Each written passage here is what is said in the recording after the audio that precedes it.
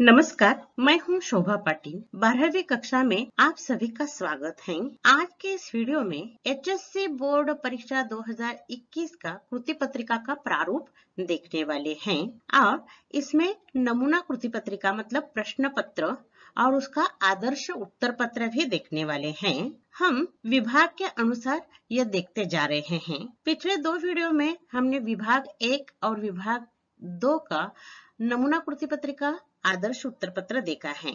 आज के इस वीडियो में हम विभाग 3 का नमूना कृति पत्रिका और आदर्श उत्तर पत्र का अध्ययन करने वाले हैं। देखिए, एचएससी बोर्ड हिंदी परीक्षा 2021 कुल अंक 100 हैं। इनमें लेखी परीक्षा के लिए 80 हैं और मौखिक परीक्षा के लिए 20 अंक हैं। पहले हम कृति पत्रिका का प्रारूप देखने वाले हैं और वह भी लेखी परीक्षा का। कुल अंक 80 होते हैं और इनमें से विभाग 3 विशेष अध्ययन का है और इसके लिए 10 अंक हैं। ये विशेष अध्ययन काव्य प्रकार पर आधारित है। वह काव्य धर्मवीर भारती जी का कनुप्रिया। ये दीर्घ काव्य है। इसमें 4 भाग हैं: सेतु, मैं, अमंगल छाया, प्रश्न और शब्द अर्थहीन। इन 4 भागों में ये कनुप्रिया काव्य हमारे अध्ययन के लिए रखा हुआ है। और भी लंबा काव्य है। इनमें से ये 4 भाग हमारे अध्ययन के लिए लिए हैं और इस पर आधारित कृतियां 10 अंक के लिए पूछी जाने वाली हैं। विभाग 3 के लिए कृति पत्रिका का प्रारूप इस तरह है। यह विभाग 3 है। विशेष अध्ययन मतलब कनुप्रिया काव्य पर है। अंक 10 हैं और यह विभाग 3 होने के कारण कृति 3 अ और आ 10 अंक में बांट दिए हैं। इनमें अ देखिए हमेशा की तरह है। यह निम्नलिखित पठित पद्यांश पढ़कर दी गई सूचनाओं के अनुसार कृतियां पूर्ण कीजिए। 6 अंक के लिए यह कृतियां हैं। यह अ विभाग है। इसमें आकलन, शब्द संपदा, अभिव्यक्ति। आकलन में 4 घटक पूछे जाने वाले हैं। प्रत्येक घटक के लिए आधा अंक है और 2 अंक कुल मिलने वाले हैं। शब्द संपदा के लिए उसी तरह 4 घटक दिए जाने वाले हैं।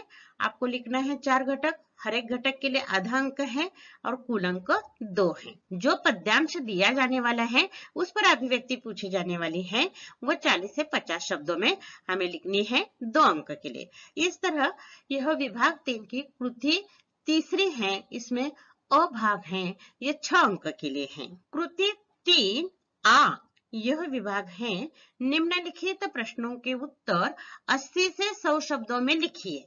ये लघुत्तरी प्रश्न है। इस काव्य के अंत में स्वाध्याय में 2 प्रश्न दिए हैं। 2 पूछे जाने वाले हैं और उनमें से एक आपको 4 अंक के लिए लिखना है। 80 से 100 शब्दों में दिया है। प्रारूप में ज्यादा लिखने की हमें अनुमति मिली है, इसलिए 100 से ज्यादा शब्द थोड़े से बढ़ गए, 20 या 30 शब्द बढ़ गए तो भी, क्योंकि प्रश्न के उत्तर का आशय उसमें आना आवश्यक है। ये लघुत्तरी प्रश्न है और स्वाध्याय में से ही पूछा जाने वाला है। अगर नया कुछ पूछा भी गया तो स्वाध्याय में से एक जरूर पूछा जाएगा और इसमें 4 अंक आपको मिलने वाले हैं। इस तरह अ 6 अंक के लिए है और आ 4 अंक के लिए है और इस तरह विभाग 3 10 अंक के लिए यह कृति पत्रिका का प्रारूप तैयार होता है। देखिए, यह नमूना कृति पत्रिका आपके सामने दी है। नमूना कृति पत्रिका मतलब बोर्ड की परीक्षा में विभाग 3 पर प्रश्न किस तरह पूछे जाने वाले हैं, यह नमूना आपके सामने उपस्थित किया है। कृति 3 और निम्नलिखित पठित पद्यांश पढ़कर दी गई सूचनाओं के अनुसार कृतियां पूर्ण कीजिए 6 अंक के लिए। यह काव्य है, इसलिए पद्यांश है। बहुत बड़ा काव्य है और इनमें से एक प्रश्न पर आधारित यह छोटा सा 12 पंक्तियों का पद्यांश आपके प्रश्न पत्र में पूछा जाने वाला है। यह एक प्रश्न में कनु मतलब श्री कृष्ण और कनुप्रिया मतलब राधा, ये ध्यान में रखिए। और राधा के मन में प्रेम और युद्ध का तुलनात्मक विवेचन चल रहा है।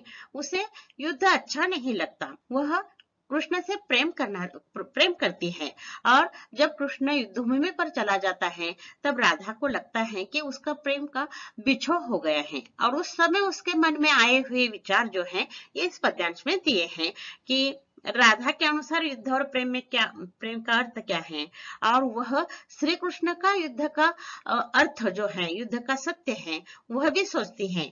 तरह तरह से वो प्रेम और युद्ध के बारे में सोच रही हैं। इस पर आधारित यह गद्यांश है। देखिए इस पर 3 कृतियां पूछी जाने वाली हैं। पहली आकलन, दूसरी शब्द संपदा और तीसरी अभिव्यक्ति। यह 6 अंक के लिए पूछे जाने वाले हैं। देखिए कणों के अनुसार युद्ध का सत्य है।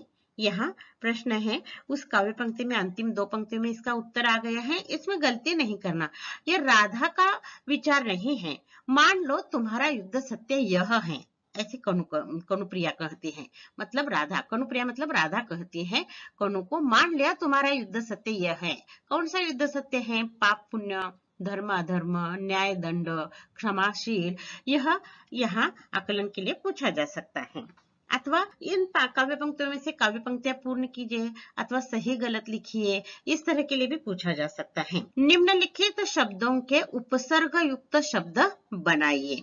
अब देखिए पूरी कृति पत्रिका में शब्द संपदा हर प्रश्न में आने वाला है और प्रश्न रिपीट नहीं होता। कहीं विलोमार्थी शब्द, कहीं समानार्थी शब्द, कहीं पर्यायवाची शब्द, कहीं वचन परिवर्तन, कहीं लिंग परिवर्तन, कहीं प्रत्ययुक्त शब्द, तो कहीं उपसर्ग युक्त शब्द। यहाँ उपसर्ग युक्त शब्द की शब्द संपदा बनाने के लिए यहाँ अवसर मिल गया है, इसलिए लिया है। देखिए उपसर्ग मतलब प्रारंभ में वो प्रत्यय लगता है। देखिए कोमल, सुकोमल, धर्म अधर्म, न्याय अन्याय, स्वीकार अस्वीकार। यहाँ और भी एक शब्द संपदा निकलती है, शब्द युग्म ढूंढ कर लिखी है। यानी कि ऊपर के जो 4 उत्तर हैं वो शब्द युग्म हैं, इसलिए ऊपर वो उत्तर आ गए हैं, इसलिए शब्द संपदा में नहीं लिया है। अगर ऊपर कारण लिखिए अथवा एक शब्द में उत्तर लिखिए अथवा रिक्त स्थानों की पूर्ति कीजिए, इस तरह का अगर आकलन के लिए कृति आ जाएगी तो शब्द युग्म का प्रश्न यहाँ नीचे आ सकता है, इसलिए यहाँ उपसर्ग युक्त लिया है। विलोमार्थी में शब्द आ जाता है धर्म अधर्म, न्याय अन्याय, स्वीकार अस्वीकार। ऊपर जो है वही यहाँ विलोमार्थी के लिए भी निकलता है। इसलिए जो कुछ पद्यांश दिया है उसके मैंने वीडियो भेज दिए हैं, उसमें शब्द संपदा तरह तरह की दी है, उनमें से कोई पूछे जा सकते हैं। उपसर्ग युक्त शब्द यह सुनकर डरने की जरूरत नहीं है। प्रारंभ में जो प्रत्यय लगता है उपसर्ग, अंत में लगता है उसे प्रत्यय कहा जाता है। आपको मालूम है धर्म अधर्म, स्वीकार अस्वीकार, न्याय अन्याय, यह भी आपको शब्द संपदा मालूम होनी चाहिए। और अभिव्यक्ति के लिए प्रश्न यह दिया है, महाभारत युद्ध के बारे में 40 से 50 शब्दों में अपने विचार लिखिए। ये पूरा काव्य ही महाभारत युद्ध की पृष्ठभूमि पर आधारित है। पूरा काव्य पढ़ने के बाद महाभारत क्या है, क्योंकि महाभारत और रामायण है हमारे भारत के प्राचीन और पवित्र ग्रंथ हैं। इसे अलग अलग तरीके से लोग देखते हैं, ये वाद विवाद में नहीं जाना है। परंतु महाभारत युद्ध, महाभारत ग्रंथ किसने लिखा है, इसमें क्या लिखा है, इसके बारे में आपको जनरल नॉलेज होना चाहिए, इसलिए यह अभिव्यक्ति दी है। देखिए कृति 3A, निम्नलिखित प्रश्नों के उत्तर 80 से 100 शब्दों में लिखिए। 2 में से 1, 2 प्रश्न दिए जाएंगे और इनमें से एक प्रश्न पर आपको 80 से 100 शब्दों में लिखिए और ये 4 अंक के लिए है। परंतु इस पर चर्चा हो गई है, बोर्ड के लोगों ने बता दिया है 80 से 100 शब्दों में लिखिए, ऐसा बता दिया है। आपका उत्तर थोड़ा सा लंबा हो सकता है क्योंकि पूरे काव्य पर एक प्रतीकात्मक प्रश्न आपके स्वाध्याय में पूछे गए हैं, इसलिए इसका उत्तर संक्षेप में लिखना बहुत कठिन है। मैंने करने का प्रयास किया है, देने का प्रयास किया है, फिर भी देखिए ये 2 प्रश्न स्वाध्याय के हैं और स्वाध्याय में से ही ये 2 प्रश्न पूछे जाने वाले हैं और इनमें से एक प्रश्न आपको लिखना है। अगर इस कनुप्रिया काव्य पर कोई अलग ढंग से शब्द रचना करके प्रश्न पूछा भी गया तो युद्ध और प्रेम इस प्रसंग पर ही आधारित होगा और उसका उत्तर लगभग इसी तरह का होगा। डरने की कोई जरूरत नहीं है। इन 2 प्रश्न स्वाध्याय में है, इसके उत्तर मैंने पहले भी वीडियो में दिए हैं, आज की वीडियो में भी मैं दे रही हूँ। उसका ठीक ढंग से अध्ययन कीजिए और 80 से 100 शब्दों में लिखने का प्रयास कीजिए। देखिए यहाँ आदर्श उत्तर पत्र देने का मैंने प्रयास किया है। विभाग 3 उत्तर पत्र है। कृति 3A1, इसमें यह आकृति पूर्ण कीजिए। इस तरह का आकलन के लिए कृति दी है, ये आगे नहीं लिखना है। कृति 3A और 1 में यह पहला आकलन है। कणों के अनुसार युद्ध का सत्य है। देखिए पाप पुण्य, धर्म अधर्म, न्याय दंड, क्षमाशील, यह 4 मुद्दे हैं। आपके लिए हर एक के लिए आधा अंक मिलने वाला है। गद्यांश में देखकर ध्यान से लिखना है। यहाँ दूसरा मुद्दा जो धर्माधर्म इस तरह आपके काव्य में दिया है वह भी चलता है, धर्म अधर्म यह भी चलता है। मैंने यह अलग करके इसलिए दिया है, अगर शब्द युग्म के लिए पूछा गया तो आपको ये 4 मुद्दे शब्द संपदा के लिए भी महत्वपूर्ण है, यहाँ आकलन के लिए भी। धर्माधर्म लिखिए अथवा धर्म अधर्म यह भी चलता है। कृति 3 और 2, इसमें आपको शब्द संपदा लिखनी है और यहाँ एक महत्वपूर्ण सूचना है, थोड़ा सा अलग ढंग से आपके सामने ये उत्तर पेश किया है इसलिए कि उत्तर जांचने वाले शिक्षक समास के अंदर नहीं जा सकते, इसलिए इस तरह एक के बाद एक या नीचे नीचे लिखते जाइए, आगे मत लिखिए, क्योंकि अंक देने के लिए और टिक मार्क करने के लिए शिक्षक को समास के अंदर जाने की अनुमति नहीं, केवल गलत वर्तनी हो तो अंडरलाइन करने के लिए वे अंदर जा सकते हैं, इसलिए शब्द संपदा का प्रश्न इस ढंग से आपके उत्तर पत्र में आना चाहिए, यानी कि 1 2 3 4 ये नीचे नीचे नीचे जाइए, क्योंकि एक पन्ने पर भी आपने लिखा तो भी कोई कठिनाई नहीं है, क्योंकि बहुत पन्ने आपको उत्तर पत्र में दिए हैं, इसलिए यह इस तरह लिखिए। एक कोमल, यहाँ देखिए उपसर्ग लगाया है सुकोमल जो आपके पद्यांश में आ गया है। धर्म अधर्म, धर्माधर्म में अधर्म आ गया है। न्याय उसे अन्याय, यह तो बहुत बार आपने विलोम शब्द लिखा है। स्वीकार अस्वीकार, यहाँ उपसर्ग युक्त शब्द है और हर शब्द के प्रारंभ में देखिए सु ओ इस तरह शब्द लगाए, इसे उपसर्ग कहा जाता है, प्रारंभ में लगता है उसे उपसर्ग और शब्द के अंत में जब लगता है तब उसे प्रत्यय कहा जाता है। कभी प्रत्यय पूछा जाता है, कभी उपसर्ग पूछा जाता है। 2 अंक के लिए आपको यह लिखना है, हर एक के लिए आधा आधा अंक मिलने वाला है। कृति 3 और 3 यह अभिव्यक्ति है और महाभारत के बारे में आपके विचार आपको लिखने हैं, यानी कि महाभारत ग्रंथ किसने लिखा है, वह इसमें महाभारत यह युद्ध का ग्रंथ का नाम क्यों दिया है, इसमें किन किन के बीच युद्ध हुआ है, बहुत सारे प्रसंग है। यहाँ हमें महाभारत युद्ध की पृष्ठभूमि पर कनुप्रिया है, इसलिए महाभारत के बारे में आपको जितना मालूम है वह कम से कम 5 से 7 वाक्यों में लिखिए। देखिए, महर्षि वेद व्यास द्वारा रचित महाभारत भारत का प्राचीन ग्रंथ है। इसमें महाभारत युद्ध का विस्तार से वर्णन किया है। यह युद्ध पांडव कौरव के बीच में हुआ था। पांडव पक्ष का नेतृत्व श्री कृष्ण कर रहे थे और कौरव पक्ष का नेतृत्व भीष्म पितामह कर रहे थे। यह भयंकर युद्ध 18 दिनों तक चला था। कुरुक्षेत्र मतलब आज का हरियाणा या कुरुक्षेत्र पर यह भीषण युद्ध हुआ था। इसमें दोनों पक्षों की बहुत हानि हो चुकी थी। इस युद्ध में पांडव जीत गए थे और कौरव हार गए थे। श्री कृष्ण के अनुसार यह युद्ध पाप पुण्य, धर्म अधर्म, न्याय दंड, क्षमाशील के बीच यह युद्ध हुआ था। यह ध्यान में रखिए, यह महाभारत के बारे में आपके विचार लिखिए, यह बताया है, मतलब महाभारत के अन्य प्रसंग भी आप लिख सकते हो। मैंने केवल युद्ध की पृष्ठभूमि पर यह कनुप्रिया लिखा है, इसलिए युद्ध का ही वर्णन यहाँ केवल दिया है। महाभारत मतलब केवल महाभारत का युद्ध ही महाभारत ग्रंथ में है ऐसी बात नहीं है। पांडव कौरव के बचपन से यानी उनके माता पिता से इस ग्रंथ में लिखा गया है। परंतु महाभारत के बारे में कम से कम 2 बातें आपको मालूम होनी चाहिए। यह महाभारत भारत का प्राचीन और पवित्र ग्रंथ है और यह महर्षि वेद व्यास जी ने लिखा है और इसमें कौरव पांडव का वर्णन विस्तार से दिया है। कम से कम ये बातें आपको मालूम होनी चाहिए। अगर कभी आप ट्रिप के लिए गए उत्तर भारत के तो हरियाणा जाइए, वहां कुरुक्षेत्र है, वहां युद्ध लड़ा गया था, वहां की भूमि देखकर आप आ जाइए। युद्ध 18 दिन तक हो गया था, ये जनरल नॉलेज का प्रश्न है, यह भी आपको मालूम होना चाहिए, इसलिए यह अभिव्यक्ति के लिए यह कृति दी है। विभाग 3 यहाँ A1 में यह पहला लघुत्तरी प्रश्न है, ध्यान में रखिए। और ये 2 प्रश्न है जो दिए हैं ये चैलेंजिंग है, क्योंकि इसमें 4 अंक आपको हासिल करने हैं, कम से कम शब्दों में लिखना है। जो प्रश्न पूछा गया है उसी प्रश्न से संबंधित ही आपको लिखना है, नहीं तो कनुप्रिया पर बहुत लंबा चौड़ा उत्तर हम लिख सकते हैं, परंतु हमें शब्द मर्यादा दी है 80 से 100 शब्द, परंतु उसी से भी थोड़े बढ़ सकते हैं, थोड़े कम हो सकते हैं, परंतु प्रश्न से संबंधित लिखना है। यहाँ कनुप्रिया काव्य का आशय नहीं पूछा है। कनुप्रिया के माध्यम से आधुनिक मानव की व्यथा मतलब राधा के माध्यम से आधुनिक मानव की व्यथा बताई है, क्योंकि आज भी युद्ध हमारा चल रहे हैं, हमारे अंदर और बाहर का भी युद्ध, अंतर्द्वंद्व तो हर मनुष्य में चलता है, अंतर्द्वंद्व मतलब यह भी युद्ध का ही प्रकार है।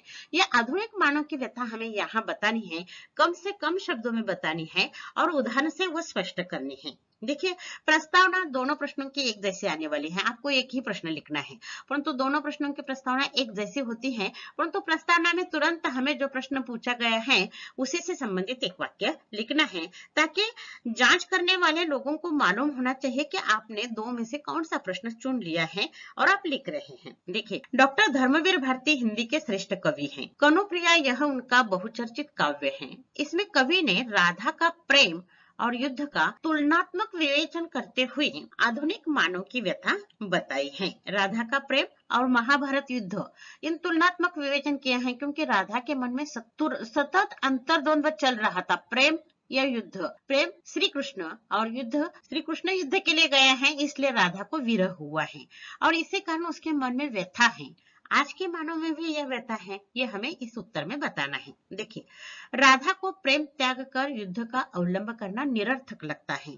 यहाँ प्रेम और युद्ध, इन दो परस्पर विरोधी स्थितियों को समझाने का प्रयास किया है। राधा को प्रेम को जर्जर करने वाले युद्ध में सार्थकता नजर नहीं आती है। युद्ध बाह्य जगत का होता है, परंतु प्रेम का साक्षात्कार भीतरी जगत में, मतलब हृदय में, मन में होता है, जिससे राधा का बिछोह हुआ है। बिछोह मतलब विरह हो गए हैं।